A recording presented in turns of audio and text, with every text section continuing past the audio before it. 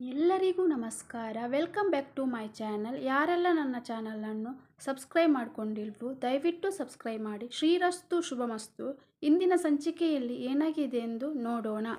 ಸಂಚಿಕೆ ಮೊದಲಿಗೆ ಶಾರ್ವರಿ ರೂಮಿನೊಳಗೆ ಬಂದು ತುಳಸಿ ಮಹೇಶ್ನತ್ರ ಮಾತಾಡ್ತಿದ್ದ ಮಾತುಗಳನ್ನು ನೆನಪಿಸಿಕೊಳ್ತಾ ಇರ್ತಾಳೆ. ನಂತರ ದಾಂಡಿಗರಿಗೆ ಕಾಲ್ ಮಾಡಿದಾಗ ಅವರು ಕಾಲ್ ರಿಸೀವ್ ಮಾಡ್ತಿರೋದಿಲ್ಲ. ತುಂಬ ಟೆನ್ಷನ್ಸ್ ಆಗುತ್ತೆ, ಭಯ ಆಗುತ್ತೆ. ಇವರು ಏನು ಮಾಡಿರ್ಬೋದು, ಏನಾದರೂ ವ್ಯವಸ್ಥೆ ಮಾಡಿರ್ಬೋದು, ಅಥವಾ ತುಳಸಿ ಈ ಕಾರನ್ನು ಎಲ್ಲೇ ನೋಡಿರ್ಬೋದು, ಇವರು ಕಾಲ್ಸ್ ರಿಸೀವ್ ಮಾಡ್ತಿಲ್ಲ ಅಂತ ಟೆನ್ಷನಲ್ಲಿ ಇರ್ತಾಳೆ. ಮಹೇಶ್ ಬಂದು ಶಾರ್ವರಿಯನ್ನು ನೋಡಿ ಯಾಕೆ ಬೆವರ್ತಿದ್ದೀಯ, ಏನಾಯಿತು ಅಂತ ಹೇಳ್ತಿರ್ಬೇಕಾದ್ರೆ ಶಾರ್ವರಿ ಹೇಳ್ತಾಳೆ, ಹಾಗೇನಿಲ್ಲ, ಹೊರಗಿನಿಂದ ಬಂದಲ್ಲ ಹಾಗಾಗಿ ಬೆವರ್ತಿದ್ದೇನೆ ಅಂತ ಹೇಳ್ತಾಳೆ. ಮಹೇಶ್ ಹೇಳ್ತಾರೆ, ಬೆವರುದು ಒಳ್ಳೆಯದೇ, ಇನ್ನು ನಿನ್ನ ಬೆವರು ಇಳಿಸುವ ಕೆಲಸನೇ ನಡೀತಿದೆ ಅಂತ ಹೇಳ್ತಾರೆ. ಶಾರ್ವರಿ ಮಹೇಶ್ನ ಮುಖ ನೋಡ್ತಾ ಯೋಚಿಸ್ತಾ ಇರ್ತಾಳೆ. ನೀವು ಸಹ ಇವಾಗ ತುಳಸಿ ಪರ ಸೇರಿದ್ದೀರಾ ಅಂತ ಕೋಮದಲ್ಲಿದ್ದು ಬಂದಿದ್ದೀರಾ, ಇವಾಗಲೂ ಬಂದು ಕೆಣಕ್ತಾ ಇದ್ದೀರಾ. ನನ್ನ ದಾರಿಗೆ ಯಾರಾದರೂ ಅಡ್ಡ ಬಂದರೆ ನಾನು ಅವರನ್ನು ಸಾಯಿಸಿದ್ದಕ್ಕೋ ಇಂಜಿನಿಯರ್ಲ ಅಂತ ಯೋಚಿಸ್ತಾ ನಾನು ಇರ್ತಾಳೆ. ಮಹೇಶ್ ಹೇಳ್ತಾರೆ, ಏನು ಯೋಚನೆ ಮಾಡ್ತಿದ್ದೀಯ ಶಾರ್ವರಿ, ಹೇಗೆ ತಪ್ಪಿಸಿಕೊಳ್ಳುವುದಂತಾನ. ಅದಕ್ಕೆ ಶಾರ್ವರಿ ಹೇಳ್ತಾಳೆ, ಏನು ತಪ್ಪಿಸಿಕೊಳ್ಳುವುದು, ಇದು ನೀನು ಈ ಸೆಕೆಯಿಂದ ಹೇಗೆ ತಪ್ಪಿಸಿಕೊಳ್ಳುವುದಂತ. ಅದಕ್ಕೆ ಶಾರ್ವರಿ ಹೇಳ್ತಾಳೆ, ನನಗೆ ನಿಮ್ಮ ಹತ್ರ ಮಾತಾಡಲಿಕ್ಕೆ ಈಗ ಟೈಮ್ ಸಿಗಲ್ಲ, ನನಗೆ ತುಂಬ ಕೆಲಸ ಇದೆ ಅಂತ ಹೇಳ್ತಾಳೆ. ನಾನು ಇಲ್ಲಿಂದ ಹೊರಡಬೇಕಂತ ಹೇಳ್ತಾರೆ. ಆಫೀಸ್ ಕೆಲಸಗಳನ್ನು ನೀನಂತ ಇವಾಗ ನೋಡ್ತಿಲ್ಲ, ಬೇರೆ ಎಲ್ಲೂ ಹೋಗಲ್ಲ, ಲೇಡೀಸ್ ಕ್ಲಬ್ಬಿಗಂತೂ ಹೋಗ್ತಾ ಇಲ್ಲ, ಏನಿದೆ ಅಂಥದ್ದು ಕೆಲಸ ಅಂತ ಹೇಳ್ತಾರೆ. ಬರೀ ಯೋಚಿಸ್ತಿರ್ತಾಳೆ, ಯಾಕೆ ಇವರು ಈ ಥರ ಮಾತಾಡ್ತಿದ್ದಾರೆ, ಆ ಕಾರು ಎಲ್ಲಿ ಇದೆ ಎನ್ನುವ ಟೆನ್ಷನಲ್ಲಿ ನಾನಿದ್ದೇನೆ ಅಂತ ಯೋಚಿಸುತ್ತಾ ಇರ್ತಾಳೆ. ಹೇಳ್ತಾರೆ ಶಾರ್ವರಿಯರನ್ನು ನೋಡಿ, ಪುನಃ ಯೋಚನೆ ಮಾಡ್ತಾ ಇದ್ದೀಯಾ, ಹೋಗು ಮನೆ ಕೆಲಸ ಏನಾದರೂ ಹಾಳು ಮಾಡಲಿಕ್ಕಿದ್ರೆ ಹೋಗು, ಹಾಳು ಮಾಡಲಿಕ್ಕೆ ಇದ್ದರೆ ನೀನು ಕಾಯಲಿಕ್ಕೆ ಇನ್ನೊಬ್ಬ ಇರ್ತಾನೆ ಅಂತ ಹೇಳ್ತಾರೆ. ಸತ್ಯ ನೀತಿ ನ್ಯಾಯವನ್ನು ಕಾಪಾಡಲಿಕ್ಕೆ ಒಬ್ಬರು ಇದ್ದರೆ ನಿನ್ನಂಥ ಮನೆ ಮಾಡುವವರಿಗೆ ಕರ್ಮವೇ ಉತ್ತರ ಕೊಡುತ್ತೆ ಅಂತ ಹೇಳ್ತಾರೆ. ಶಾರ್ವರಿ ಮಹೇಶನಿಗೆ, ನಿಮ್ಮ ವೇದಾಂತ ಕೇಳಿಕೊಳ್ಳಲು ಪುರ್ಸೊತ್ತು ನನಗಿಲ್ಲ ಅಂತೇಳಿ ಅಲ್ಲಿಂದ ಹೊರಡ್ತಾರೆ. ಶಾರ್ವರಿ ಹೋದ ನಂತರ ಮಹೇಶ್ ಯೋಚಿಸ್ತಾ ಇರ್ತಾರೆ, ಅತ್ತಿಗೆ ಹೇಳಿದ ಮಾತು ನಿಜವಾಗಿರ್ಬೋದು, ಆಕ್ಸಿಡೆಂಟ್ ಮಾಡಿದ ಕಾರು ಶಾರ್ವರಿದ್ದೇ ಇರ್ಬೋದಾ, ಒಂದು ಸಲ ನಾನು ಕಾರು ಶಾರ್ವರಿದು ಇದೆಯಾ ಅಂತ ಚೆಕ್ ಮಾಡ್ತೇನಂತ ಅಲ್ಲಿಂದ ಮಹೇಶ ಹೊರಡ್ತಾರೆ. ಗ್ಯಾರೇಜಿನಲ್ಲಿ ಹುಡುಗರು ಮಾತಾಡ್ತಿರ್ತಾರೆ, ಈ ಕಾರನ್ನು ಸ್ಕ್ರ್ಯಾಪ್ ಮಾಡಿ ಗುಜರಿಗೆ ಅಲ್ಲಿ ಕೇಳ್ತಿದ್ದಾರಲ್ಲ, ಏನು ಮಾಡೋದು ಅಂತ ಹೇಳ್ತಿರ್ಬೇಕಾದ್ರೆ ಶಾರ್ವರಿ ಕಾಲ್ ಬಂದಿರುತ್ತೆ.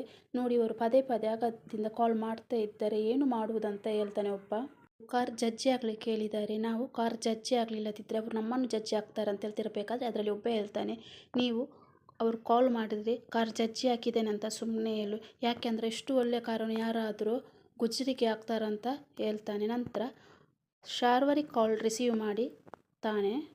ಶಾರ್ವರಿ ಕಾಲ್ ರಿಸೀವ್ ಮಾಡಿದಾಗ ಶಾರ್ವರಿ ಹೇಳ್ತಾಳೆ, ಯಾಕೆ ಕಾಲ್ ರಿಸೀವ್ ಮಾಡ್ತಿಲ್ಲ, ನನ್ನ ಕಾರಿನ ಕತೆ ಏನಾಯಿತು, ಎಲ್ಲಿ ಸಾಗಿಸಿದ್ದೀರಿ, ಸ್ಕ್ರ್ಯಾಪ್ ಮಾಡಿದ್ದೀರಿ ಅಂತ ಹೇಳಬೇಕಾದ್ರೆ ಹೌದು ಸ್ಕ್ರ್ಯಾಪ್ ಮಾಡಿದ್ದೇವೆ ಅಂತ ಹೇಳ್ತಾನೆ. ಯಾವ ಪಾರ್ಟ್ಸ್ ಸಹ ಗುರುತು ಸಿಗದ ಹಾಗೆ ಮಾಡಿದ್ದೇವೆ ಅಂತ ಹೇಳ್ತಿರ್ಬೇಕಾದ್ರೆ ಶಾರ್ವರಿ ವೆರಿ ಗುಡ್ ಅಂತ ಹೇಳ್ತಾಳೆ. ಏನಾಗಬೇಕಂತ ನಾನು ಹೇಳ್ತೇನೆ, ಆ ಕಾರಿನ ಯಾವ ಪಾರ್ಟ್ಸು ಯಾರಿಗೂ ಸಿಗಬಾರ್ದು, ಸುಟ್ಟಾಕ್ಬಿಡಿ ಅಂತ ಹೇಳ್ತಾಳೆ. ಕಾಲ್ ಕಟ್ ಮಾಡಿದ ನಂತರ ಇನ್ನೊಬ್ಬ ಹೇಳ್ತಾನೆ, ಒಂದೇ ಕಾಲ್ನಲ್ಲಿ ಎಲ್ಲವನ್ನು ನಿಭಾಯಿಸಿಬಿಟ್ಟೆ ಅಲ್ಲ, ನೀನು ಸೂಪರ್, ನಿನ್ನ ಕಾರನ್ನು ಉಳಿಸಿಬಿಟ್ಟೆ ಅಂತ ಅವನ ಬೆನ್ನು ತಟ್ಟಾನೆ. ಕಾಲ್ ಕಟ್ ಮಾಡಿದ ನಂತರ ಶಾರ್ವರಿ ತುಂಬ ಜಂಬದಿಂದ, ಹೋಗಿ ನನ್ನನ್ನೇ ನೀವು ಪತ್ತೆದಾರಿ ಮಾಡಲಿಕ್ಕೆ ಹೊರಟಿದ್ದೀರ, ನಿಮಗೆ ಯಾವ ಸುಳಿವು ಸಹ ಸಿಗಲ್ಲ ಅಂತ ಕಾಲ ಮೇಲೆ ಕಾಲ ಹಾಕಿಕೊಂಡು ನಗ್ತಾ ಇರ್ತಾಳೆ. ಗಾಡಿ ಬರೀ ಕೈಲಿ ಬರ್ತೀರಾ ಅಷ್ಟೇ ಅಂತ ಹೇಳ್ತಿರ್ತಾಳೆ. ದತ್ತನ್ನ ಕರ್ಕೊಂಡು ಆಟೋದಲ್ಲಿ ಬರ್ತಾಳೆ. ಅದು ಶಾರ್ವರಿ ಕಾರಿದ್ದ ಗ್ಯಾರೇಜ್ಗೆ ಕರ್ಕೊಂಡು ಬರ್ತಾರೆ. ಇತ್ತ ಶಾರ್ವರಿ ಯೋಚಿಸ್ತಾ ಇರ್ತಾಳೆ. ಮಾತು ಮಹೇಶನ ಹತ್ರ ಯೋಚಿಸ್ತಾ ಇರ್ತಾಳೆ. ಶಾರ್ವರಿ ತುಳಸಿಯಲ್ಲಿರ್ತಾರೆ, ಅದು ಕಾರು ಶಾರ್ವರಿದ್ದೆ ಅಂತ ಹೇಳ್ತಿರ್ಬೇಕಾದ್ರೆ ಮಹೇಶ್ ಹೇಳ್ತಾನೆ, ಹಾಗಾದರೆ ಆ ಕಾರು ಶಾರ್ವರಿದ್ದೆ ಅಂತ ಗೊತ್ತಾದರೆ ಎಲ್ಲ ಸತ್ಯಗಳು ಹೊರಬರುತ್ತೆ ಅಂತ ಹೇಳ್ತಿರ್ಬೇಕಾದ್ರೆ ಶಾರ್ವರಿ ಭಯದಿಂದ ಎದ್ದು ನಿಲ್ತಾಳೆ. ಶಾರ್ವರಿ ಒಬ್ಬಳೇ ಹೇಳ್ತಿರ್ತಾಳೆ, ತುಳಸಿ ಮಹೇಶ್ ಅವರ ಹತ್ರ ಕಾರಿನ ಬಗ್ಗೆ ಎಲ್ಲ ಹೇಳಿದ್ದಾಳೆ, ಈಗ ಇವರು ಕಾರ್ ನನ್ನದಿದೆ ಇಲ್ವಾ ಅಂತ ಬೇಸ್ಮೆಂಟ್ಗೆ ಹೋಗಿದ್ರೆ ಅಂತ ಯೋಚಿಸ್ತಾಳೆ. ಶಾರ್ವರಿ ಮಹೇಶ್ ಕಾರ್ ಇದ್ದಲ್ಲಿಗೆ ಹೋಗಿರ್ಬೋದು ಅಂತ ಹೊರಗೆ ಬರ್ತಾಳೆ. ಇತ್ತ ಮಹೇಶ್ ರವರು ಯೋಚಿಸ್ತಾ ಇರ್ತಾರೆ, ಅತ್ತಿಗೆ ಹೇಳಿದ ಮಾತು ನಿಜನೇ ಆಗಿದ್ರೆ ಇಲ್ಲಿ ಒಂದು ಸಲ ನಾನು ಶಾರ್ವರಿ ಕಾರು ಇದೆಯೇ ಇಲ್ಲವಂತ ನೋಡ್ತೇನೆ, ಅದು ಮಾತ್ರ ಇಲ್ಲದಿದ್ದರೆ ಶಾರ್ವರಿಯನ್ನು ಬಿಡುವ ಮಾತೇ ಇಲ್ಲ ಅಂತ ನಡೆದುಕೊಂಡು ಹೊರಗೆ ಬರ್ತಾರೆ. ಶಾರ್ವರಿ ಮಹೇಶ್ ಹೋಗಿರುವುದನ್ನೇ ನೋಡುತ್ತಾ ಬೆವರು ತಲೆ ನಿಂತಿರ್ತಾಳೆ. ಅಷ್ಟೊತ್ತಿಗೆ ಮಹೇಶ್ ಹೋಗ್ತಿರ್ಬೇಕಾದ್ರೆ ಅವರಿಗೆ ಒಂದು ಕಾಲ್ ಬರುತ್ತೆ. ನಾನು ವಿವೇಕ್ ಅಂತ ಕೆಫೆಯಲ್ಲಿ ಜಗಳ ಆಗ್ತಿದೆ, ಕಸ್ಟಮರ್ ಕೇಳ್ತಿಲ್ಲ ಅಂತ ಹೇಳ್ತಾರೆ. ಒಂದು ವೇಳೆ ನಿಮಗೆ ಬರ್ಲಿಕ್ಕಾಗದಿದ್ದರೆ ನಾನು ಮಾಧವ್ ಸರಿಗೆ ಹೇಳ ಅಂತ ಹೇಳ್ಬೇಕಾದ್ರೆ ಬೇಡ ಬೇಡ ನಾನೇ ಬರ್ತೇನೆ ಅಂತೇಳಿ ಮಹೇಶ್ ಹೊರಡ್ತಾರೆ. ಶಾರ್ವರಿ ಮುಗುಳು ನಗುತ್ತಾ ಇರ್ತಾಳೆ. ಅಷ್ಟೊತ್ತಿಗೆ ಶಾರ್ವರಿಗೆ ಒಂದು ಕಾಲ್ ಬರುತ್ತೆ. ಮೇಡಮ್, ನೀವು ಹೇಳಿದಾಗೆ ಮಹೇಶ್ ಸರ್ ಅವರಿಗೆ ಕಾಲ್ ಮಾಡಿದ್ದೇನೆ, ಅವರನ್ನು ಇಲ್ಲಿಗೆ ಬರುವ ಹಾಗೆ ಮಾಡಿದ್ದೇನೆ ಅಂತ ಹೇಳಿದಾಗ ಶಾರ್ವರಿ ಗುಡ್ ಅಂತ ಹೇಳ್ತಾಳೆ. ತಲುಪಬೇಕಾದ ಹಣ ಎಲ್ಲ ತಲುಪ್ತದೆ, ನೀವೇನೆಲ್ಲ ಸುಳ್ಳು ಹೇಳಿದ್ದೀರೋ ಅದು ನಿಜ ಆಗುವ ಹಾಗೆ ಮಾಡಬೇಕು ಅಂತ ಹೇಳ್ತಾಳೆ. ಎಲ್ಲ ವ್ಯವಸ್ಥೆ ಮಾಡಿ ಅಂತ ಹೇಳಿದಾಗ ಆ ವ್ಯಕ್ತಿ ಆಯಿತು ಮೇಡಮ್, ನಾನು ಎಲ್ಲ ವ್ಯವಸ್ಥೆ ಮಾಡ್ತೇನೆ ಅಂತೇಳಿ ಫೋನ್ ಕಟ್ ಮಾಡ್ತಾರೆ. ಮತ್ತು ದತ್ತ ಕಾರಿದ್ದಲ್ಲಿಗೆ ಬರ್ತಾರೆ. ಆ ಕಾರನ್ನು ಚೆಕ್ ಮಾಡ್ತಾರೆ. ದತ್ತ ಹೇಳ್ತಾರೆ, ನೋಡು ತುಳಸಿ, ಇದೇ ಕಾರ್ ಇರಬೇಕು, ಆಕ್ಸಿಡೆಂಟ್ ಆದ ಮಾರ್ಕ್ ಇದೆ ಅಂತ ಹೇಳ್ತಾರೆ. ತುಳಸಿ ಹೇಳ್ತಾಳೆ, ಹೌದು ಮಾವ, ಅವಿ ತೋರಿಸಿದ ಫೋಟೋದಲ್ಲಿ ಇದೇ ರೀತಿ ಇತ್ತು, ಒಳಗೆ ಆಂಜನೇಯ ಫೋಟೋ ಇತ್ತು, ಎಲ್ಲ ಇದೇ ರೀತಿ ಇದೆ, ಶಾರ್ವರಿ ಕಾರಿನಲ್ಲಿ ಸಹ ಇದೇ ರೀತಿ ಇತ್ತು ಅಂತ ಹೇಳ್ತಾಳೆ. ನಂಬರ್ ಪ್ಲೇಟ್ ಮಾತ್ರ ಬದಲಾಗಿದೆ, ಆದರೆ ಇದು ಶಾರ್ವರಿ ಕಾರೇ ಮಾವ ಅಂತ ದತ್ತನ ಹತ್ರ ಹೇಳ್ತಾಳೆ. ತುಳಸಿ ಮತ್ತು ದತ್ತ ಮಾತಾಡ್ತಿದ್ದನ್ನು ಒಬ್ಬ ಹುಡುಗ ನೋಡ್ತಾನೆ. ಆ ಕಾರ್ ಬಳಿ ಯಾರಿದ್ದಾರೆ ನೋಡು ಅಂತ ಅವನನ್ನು ಕಳಿಸ್ತಾರೆ. ನಂತರ ತುಳಸಿ ಕಾರನ್ನು ಸಂಪೂರ್ಣವಾಗಿ ಚೆಕ್ ಮಾಡ್ತಾಳೆ. ಅದರ ಒಳಗೆ ಇರುವುದನ್ನು ನೋಡಿ ದತ್ತ ಮತ್ತು ತುಳಸಿ ಇಬ್ಬರು ಆ ಕಾರ್ ಒಳಗೆ ಕೂತ್ಕೊಳ್ತಾರೆ. ತುಳಸಿ ಕಾರ್ ಡ್ರೈವ್ ಮಾಡಿ ಆ ಕಾರ್ನಲ್ಲಿ ಎಸ್ಕೇಪ್ ಆಗ್ತಾರೆ. ಇತ್ತ ಇಬ್ಬರು ಹುಡುಗರು ಸಹ ಅವರ ಹಿಂದೆನೇ ಬರ್ತಾರೆ. ಅವರಿಗೆ ಕಾಲ್ ಬರುತ್ತೆ. ರಿಸೀವ್ ಮಾಡಿದಾಗ, ಮೇಡಮ್, ನಮ್ಮಿಂದ ಒಂದು ಮಿಸ್ಟೇಕ್ ಆಗಿದೆ, ನಾವು ಕಾರ್ ಸ್ಕ್ರ್ಯಾಪ್ ಮಾಡಲಿಲ್ಲ, ಒಂದೆರಡು ದಿನ ಬಿಟ್ಟು ಮಾಡುವಂತ ಇದ್ದೇವೆ ಅಂತ ಹೇಳಿದ್ರೆ ಶಾರ್ವರಿ ಯು ಇಡಿಯಟ್ ಅಂತ ಹೇಳ್ತಾಳೆ. ಏನಾಯಿತು ಅಂತ ಕೇಳ್ತಾಳೆ. ಅದಕ್ಕೆ ಆ ಹುಡುಗ ಹೇಳ್ತಾನೆ, ಮ್ಯಾಮ್, ಯಾರೋ ಇಬ್ಬರು ಬಂದು ಆ ಕಾರನ್ನು ತೆಗೆದುಕೊಂಡು ಹೋಗ್ತಾ ಇದ್ದಾರೆ ಅಂತ ಹೇಳ್ತಾರೆ. ಶಾರ್ವರಿ ಆ ಕಾರ್ ತೆಗೆದುಕೊಂಡು ಹೋದವರು ಯಾರು ಅಂತ ಕೇಳ್ತಿರಬೇಕಾದ್ರೆ ಆ ಹುಡುಗ ಹೇಳ್ತಾನೆ, ಒಬ್ಬ ಮುದುಕ ಮತ್ತು ಇನ್ನೊಂದು ಹೆಂಗಸು ಆ ಕಾರನ್ನು ಡ್ರೈವ್ ಮಾಡ್ತಾ ಹೋಗ್ತಾ ಇದ್ದಾರೆ ಅಂತ ಹೇಳ್ತಾರೆ. ಆಗ ಶಾರ್ವರಿಗೆ ತುಂಬ ಶಾಕ್ ಆಗುತ್ತೆ. ಹೇಳ್ತಾಳೆ, ನಾನು ನಿಮ್ಮನ್ನು ಕೊಂದಾಕ್ಬಿಡ್ತೇನೆ, ನಾನು ಹೇಳಿದ್ದೇನು ನೀವು ಮಾಡಿದ್ದೇನು, ಆ ಕಾರ್ ಕೀ ಎಲ್ಲಿತ್ತು ಅವರಿಗೆ ಹೇಗೆ ಸಿಕ್ತು ಅಂತ ಹೇಳ್ಬೇಕಾದ್ರೆ ಮೇಡಮ್ ಸಾರಿ, ಆ ಕಾರ್ ಕೀ ತೆಗಿಲಿಕ್ಕೆ ಮರ್ತೋಗ್ಬಿಟ್ವೆ ಅಂತ ಹೇಳ್ತಾರೆ. ಅಂತ ನನಗೆ ಗೊತ್ತಿಲ್ಲ, ಆ ಕಾರು ಡೆಸ್ಟ್ರಾಯ್ ಆಗಬೇಕು, ಅಷ್ಟು ಮಾತ್ರವಲ್ಲದೆ ಆ ಕಾರಿನೊಳಗಿರುವ ಹೆಂಗಸು ಮತ್ತು ಮುದುಕ ಸಹ ಡೆಸ್ಟ್ರಾಯ್ ಆಗಬೇಕು ಅಂತ ವಾರ್ನ್ ಮಾಡ್ತಾಳೆ. ಕಾರು ಮಾತ್ರ ಸಿಕ್ಕಾಕೊಳ್ಬಾರ್ದು, ಒಂದು ವೇಳೆ ಸಿಕ್ಕಾಕೊಂಡ್ರೆ ನೀನು ಮಾತ್ರ ಅಲ್ಲ, ನಿನ್ನ ಇಡೀ ಫ್ಯಾಮಿಲಿನೇ ಕೊಂದಾಕ್ಬಿಡ್ತೇನೆ ಅಂತ ಬೆದರಿಕೆ ಹಾಕ್ತಾಳೆ. ಮ್ಯಾಮ್, ನೀವು ಗಾಬರಿ ಆಗಬೇಡಿ, ನಾವು ಕಾರನ್ನು ಮಾತ್ರ ಸ್ಕ್ರ್ಯಾಪ್ ಮಾಡೋದಲ್ಲ, ಅವರನ್ನು ಬುದ್ಧಿ ಮಾಡ್ತೇನೆ ಅಂತ ಹೇಳಿದ ನಂತರ ಶಾರ್ವರಿ ಕೋಪದಿಂದ ಕಾಲ್ ಕಟ್ ಮಾಡ್ತಾಳೆ. ಇರುವ ಪ್ಲೇಸಿಗೆ ಅಭಿ ಮತ್ತು ಅವಿ ಬರ್ತಾರೆ. ಅವಿ ಕೇಳ್ತಾನೆ, ಯಾಕಪ್ಪ ನೀವು ಇಲ್ಲಿ ಒಬ್ಬರೇ ನಿಂತಿದ್ದೀರಾ ಅಂತ ಹೇಳ್ಬೇಕಾದ್ರೆ ಇನ್ಸ್ಪೆಕ್ಟರ್ ಕಾಲ್ ಮಾಡಿದ್ರು, ಡೆಂಟ್ ಆಗಿರುವ ಕಾರನ್ನು ಯಾವ ರೀತಿ ಹುಡುಕುವುದು ಅಂತ ಗೊತ್ತಾಗ್ತಿಲ್ಲ ಅಂತ ಹೇಳ್ತಿದ್ದಾರೆ ಅಂತ ಹೇಳ್ತಾರೆ. ಅವರ ಕೆಲಸ ಅವರು ಮಾಡ್ತಿದ್ದಾರೆ, ನಮಗೆ ಈಗ ಟೈಮ್ ಸಿಗ್ತಿಲ್ಲ, ಯಾವ ರೀತಿ ಸಾಕ್ಷಿ ಹೊಂದಾಣಿಕೆ ಮಾಡೋದಂತ ಗೊತ್ತಾಗ್ತಿಲ್ಲ, ಕೋರ್ಟಲ್ಲಿ ಇನ್ನೊಂದು ಸಲ ನಮಗೆ ಅವಕಾಶ ಕೊಡ್ತಾರೆ ಅನ್ನೋದು ಡೌಟ್ ಇದೆ ಅಂತ ಹೇಳ್ತಾರೆ. ಟೈಮಲ್ಲಿ ನಾವು ಆ ಕಾರನ್ನು ಹುಡುಕಬೇಕು, ನಿಧಿನ ಬಚಾವ್ ಮಾಡಬೇಕು ಎನ್ನುವಾಗ ಅಭಿ, ಅಪ್ಪ ನೀವೇನು ತೊಂದರೆ ಮಾಡಬೇಡಿ, ನಾನು ಪ್ರೈವೇಟ್ ಡಿಟೆಕ್ಟಿವ್ ಒಬ್ಬರಿಗೆ ಹೇಳಿದ್ದೇನೆ, ಅವರು ಕಾರ್ ಹುಡುಕ್ತಾ ಇದ್ದಾರೆ ಅಂತ ಹೇಳ್ತಾನೆ. ಕಾರು ಇದೇ ರೋಡಲ್ಲಿ ಬಂದದ್ದಂತೂ ಗೊತ್ತಾಯಿತು, ಕಾರು ಆಕ್ಸಿಡೆಂಟ್ ಮಾಡಿದ್ದು ಆ ಕಾರಿನಿಂದಲೇ ಗೊತ್ತಾಯಿತು, ಆ ಕಾರೇ ಸಿಗ್ತಿಲ್ಲ ಅಂತಾದರೆ ನಮ್ಮ ಮಕ್ಕಳು ನಿರಪರಾಧಿ ಎಂದು ನಾವು ಹೇಗೆ ಪ್ರೂವ್ ಮಾಡುವುದಂತ ಹೇಳ್ತಾನೆ. ಜೈಲಿನಿಂದ ವಾಪಸ್ ಬರ್ತಾನೆ. ಆದರೆ ನಿಧಿನ ಕಾಪಾಡಲಿಕ್ಕೆ ಆಗಲ್ಲ. ನಿಧಿನ ಅವತ್ತು ಪೊಲೀಸ್ ಸ್ಟೇಷನ್ಗೆ ಕರ್ಕೊಂಡು ಹೋಗಬೇಕು ಅನ್ನುವಷ್ಟರಲ್ಲಿ ನನ್ನ ಜೀವ ಕೈಯಲ್ಲಿ ಬಂದಿತ್ತು ಅಂತ ಹೇಳ್ತಾರೆ. ನಾವು ಯಾವುದೇ ರೀತಿಯ ಕಷ್ಟ ಬರದ ಹಾಗೆ ನೋಡಿಕೊಂಡಿದ್ದೇವೆ, ಆದರೆ ಈಗ ಆ ಪುಟ್ಟ ಕಂದ ಅಷ್ಟು ದೊಡ್ಡ ಕಷ್ಟವನ್ನು ಹೇಗೆ ಅನುಭವಿಸ್ತಾಳೆ ಅಂತ ಹೇಳ್ತಿರ್ಬೇಕಾದ್ರೆ ಅವಿ, ಅಪ್ಪ ಬೇಡಿ, ನಿಧಿ ಮತ್ತು ಸಮರ್ಥ ಆ ಆಕ್ಸಿಡೆಂಟ್ ಮಾಡಲಿಲ್ಲ, ಅವರನ್ನು ನಾವು ಕಾಪಾಡ್ತೇವೆ ಅಂತ ಹೇಳಿದಾಗ ಮಾಧವ್ ಹೇಳ್ತಾರೆ, ನನಗೆ ಆ ನಂಬಿಕೆ ಇದೆ ಅಂತ. ಅದರ ಜೊತೆಗೆ ಆತಂಕನೂ ಇದೆ, ನ್ಯಾಯದ ಪರ ಹೋರಾಡಬೇಕಂತ ನಾನು ನಿಧಿನ ಪೊಲೀಸ್ಗೆ ಹ್ಯಾಂಡ್ ಓವರ್ ಮಾಡಲು ಹೊರಟಿದ್ದೆ ಅಂತ ಹೇಳ್ತಾರೆ. ಏನು ಮಾಡಬೇಕು ಅಂತ ಗೊತ್ತಾಗ್ತಿಲ್ಲ ಅಂತ ಚಿಂತೆಯಲ್ಲಿರಬೇಕಾದ್ರೆ ಮಾಧವ್ ಅಭಿ ಬಂದು, ಡ್ಯಾಡ್, ನಿಧಿಗೆ ಆಗಲಿ ಸಮರ್ಥಿಗಾಗಲಿ ಏನೂ ಆಗೋದಿಲ್ಲ, ನಾವು ಇದೀವಲ್ಲ, ಹೇಗಾದರೂ ಮಾಡಿ ಅವರನ್ನು ಕಾಪಾಡಿಕೊಳ್ಳೋಣ ಹೇಳ್ತಾನೆ. ಅದಕ್ಕೆ ಮಾಧವ್ ಹೇಳ್ತಾನೆ, ನಾವು ಸತ್ಯದ ಮಾರ್ಗದಲ್ಲಿ ಇರುವುದೇ ಆದರೆ ಇವರು ನಮಗೆ ಸರಿಯಾದ ಮಾರ್ಗ ತೋರಿಸ್ತಾನೆ ಹೇಳ್ತಾನೆ. ಇತ್ತ ತುಳಸಿ ಫಾಸ್ಟಾಗಿ ಗಾಡಿ ಓಡಿಸ್ಕೊಂಡು ಬರ್ತಿರ್ಬೇಕಾದ್ರೆ ಅವಳ ಹಿಂದೆ ರೌಡಿಗಳು ಸಹ ಫಾಲೋ ಮಾಡ್ತಾ ಬರ್ತಾರೆ. ಗಾಡಿನ ಸೀದಾ ಪೊಲೀಸ್ ಸ್ಟೇಷನ್ ಬಳಿ ಹೋಗಿ ನಿಲ್ಲಿಸಿ ಹೊರಗೆ ಬರ್ತಾರೆ. ಹಿಂದೆ ಇದ್ದ ರೌಡಿಗಳು ಅಲ್ಲೇ ಹಿಂದ್ಗಡೆಯಿಂದ ನಿಲ್ತಾರೆ, ಹಿಂದರೆ ಓಡಿ ಹೋಗ್ತಾರೆ. ನಂತರ ದತ್ತ ಬಂದು, ತುಳಸಿ ಏನಾಯಿತು, ನೀರೇನಾದರೂ ಕುಡಿತೀಯ ಅಂತ ಹೇಳ್ತಿರ್ಬೇಕಾದ್ರೆ, ಇಲ್ಲ ಮಾವ ಅಂತ ಹೇಳ್ತಾಳೆ. ಈಗ ಅವರಿಗೆ ನೀರು ಕುಡಿಸಿದ್ದೇವೆ ಅಲ್ಲ ಅಂತ ಹೇಳ್ತಿರ್ಬೇಕಾದ್ರೆ ದತ್ತ ಹೇಳ್ತಾರೆ, 4 ಮಧ್ಯೆ ಅಡಿಗೆ ಮಾಡಿ ಸಾಮಾನ್ಯವಾಗಿದ್ದ ತುಳಸಿನ ನೋಡಿದ್ದೇನೆ, ಹಾಗೆ ಈಗ ಸಾಹಸಿ ತುಳಸಿಯನ್ನು ಸಹ ನೋಡ್ತಾ ಇದ್ದೇನಂತ ತುಂಬ ಖುಷಿಯಿಂದ ಹೇಳ್ತಾರೆ. ಈ ಕಾರು ರೌಡಿಗಳ ಕೈಗೆ ಹೇಗೆ ಬಂತು ಹೇಳ್ತಿರ್ಬೇಕಾದ್ರೆ ತುಳಸಿ ಹೇಳ್ತಾರೆ, ಮೊದಲು ನಾವು ಪೊಲೀಸರಿಗೆ ಇನ್ಫಾರ್ಮ್ ಮಾಡೋಣ, ಮತ್ತೆ ಏನಂತ ನೋಡೋಣ ಅಂತ ಹೇಳಿ ಪೊಲೀಸ್ ಸ್ಟೇಷನ್ ಒಳಗೆ ಹೋಗ್ತಾರೆ. ಶಾರ್ವರಿ ಆಚೆ ಈಚೆ ಓಡಾಡ್ತಿರ್ಬೇಕಾದ್ರೆ ಅವಳಿಗೆ ಕಾಲ್ ಬರುತ್ತೆ. ಕಾಲ್ ರಿಸೀವ್ ಮಾಡಿದಾಗ ಶಾರ್ವರಿ ಹೇಳ್ತಾಳೆ, ಏನಾಯ್ತು, ಅವರ ಕತೆ ಮುಗಿಸಿದ್ರ ಅಂತ ಹೇಳ್ತಿರ್ಬೇಕಾದ್ರೆ, ಇಲ್ಲ ಮೇಡಮ್, ಅವರು ತಪ್ಪಿಸ್ಕೊಂಡು ಹೋಗ್ಬಿಟ್ರು ಅಂತ ಹೇಳ್ತಿರ್ಬೇಕಾದ್ರೆ ಶಾರ್ವರಿ ಹೇಳ್ತಾಳೆ, ನಾನು ನಿಮಗೆ ಕೆಲಸ ಕೊಟ್ಟನೆಲ್ಲ ಹೇಳ್ತಾಳೆ. ನಂತರ ಕಾರ್ ಏನಾಯಿತು ಅಂತ ಹೇಳ್ಬೇಕಾದ್ರೆ ಆ ರೌಡಿ ಹೇಳ್ತಾನೆ, ಕಾರನ್ನು ಚೇಸ್ ಮಾಡ್ತಾ ಹೋದ್ವಿ, ಆದರೆ ಅವರು ಪೊಲೀಸ್ ಸ್ಟೇಷನ್ ಹತ್ರ ಹೋಗಿದ್ದಾರೆ, ನಾವು ಏನು ಮಾಡದೆ ಭಯದಿಂದ ಹಿಂದೆ ಬಂದ್ವಿ ಅಂತ ಹೇಳ್ತಾರೆ. ಶಾರ್ವರಿ ತುಂಬ ಭಯದಿಂದ ನಡುಕ್ತಾಳೆ.